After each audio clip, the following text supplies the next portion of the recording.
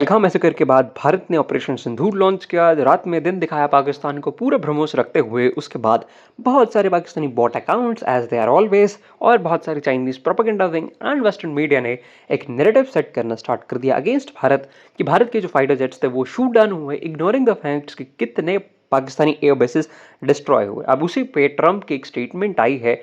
अब एक चीज़ और है कि भारत सरकार की इसमें भी बहुत बड़ी गलती है, उसके बारे में बात करेंगे, लेकिन सबसे पहले हम बात कर लेते हैं कि डोनाल्ड ट्रंप की स्टेटमेंट एक्चुअली में है क्या। We stopped a lot of wars, and these were serious wars that would have been going on right now. You had India, Pakistan, that was going. In fact, planes were being shot out of there. Four or five, but I think 5 jets were shot down actually. And तो अगर आपने Donald Trump की statement सुनी तो वो ये कह रहे हैं कि 5 फाइटर जेट्स वो शूट डाउन, लेकिन उन्होंने ये नहीं कहा कि कौन से 5 फाइटर जेट्स वो शूट डाउन। क्या वो फाइटर जेट्स भारत के थे, क्या वो पाकिस्तान के थे, क्या कुल मिला के 5 फाइटर जेट्स वो शूट डाउन हुए थे। इनके अकॉर्डिंगली भारत और पाकिस्तान ने बस न्यूक्लियर वेपन्स निकाल लिए थे अपनी शील्ड से और वो दागने वाले थे एक दूसरे पे कि डोनाल्ड ट्रंप साहब अपनी शील्ड लेके सामने खड़े हो गए और उन्होंने बोला नहीं नहीं तुम ये नहीं करोगे, और फिर वॉर रुक गई। डोनाल्ड ट्रंप ये कहना चाहते हैं। अगर आप बात करें इसमें भारत सरकार की गलती की, तो भारत सरकार की ये गलती है कि रिगार्डिंग ऑपरेशन सिंदूर हमने अच्छे से कम्युनिकेट ही नहीं किया, अपना नैरेटिव हमने दिखाया ही नहीं। जिस टाइम ऑपरेशन सिंदूर चल रहा था उस टाइम पे हमने अच्छे से कम्युनिकेट नहीं किया। हमने 10 मई के बाद स्टार्ट किया कि हम अच्छे से कम्युनिकेट करें, लेकिन तब तक वो इतना टीवी देख भी नहीं रहा था। अगर मैं आपको एक्चुअल डैमेज दिखाऊं कि एक्चुअल डैमेज होता क्या है 5 फाइटर जेट्स का, तो हमें नहीं पता, लेकिन जो 11 एयर बेसिस भारत ने डिस्ट्रॉय किए थे विद इमेजरी हमने दिखाया था कि हमने डिस्ट्रॉय किए हैं। उसकी 2 महीने करीब की फुटेज अगर आप देखोगे, आज भी सैटेलाइट इमेजेस में देखोगे, तो वो आज भी नॉन ऑपरेशनल हैं और उन पे उतने ही बड़े क्रेटर्स हैं और वहाँ से कोई फाइटर जेट्स चल नहीं सकते। लेकिन एज ऑलवेज हमने ढंग से कम्युनिकेट नहीं किया, ये हम सबको मानना पड़ेगा। अगर हम बात करेंगे डोनाल्ड ट्रंप जी को क्या आवश्यकता पड़ गई, अब बात कर लेते हैं कि भाई डोनाल्ड ट्रंप साहब को जी क्या ज़रूरत पड़ गई इस चीज़ की। तो देखो, अब आने वाले हैं यूएस में मिड टर्म इलेक्शंस, जिसमें 110% डोनाल्ड ट्रंप जी बहुत बड़ी शिकस्त खाने वाले हैं, जिसकी वजह से इनके बहुत सारे सेनेटर्स कम हो जाएंगे, जिसकी वजह से बिल नहीं पेश कर पाएंगे।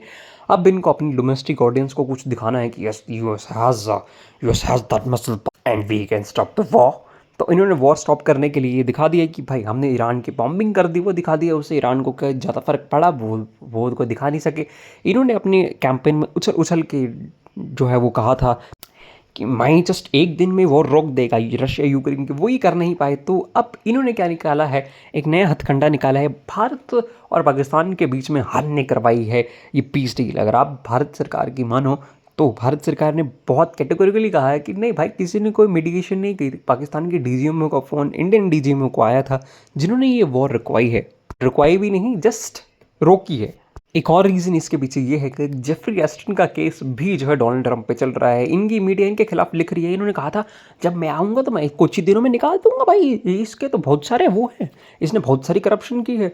तो अब जब केसेस निकल के सामने आएंगे तो इनका भी नाम आएगा, इनकी मीडिया लिख रही है, तो उन्होंने अपने ही मीडिया पे केस कर दिया।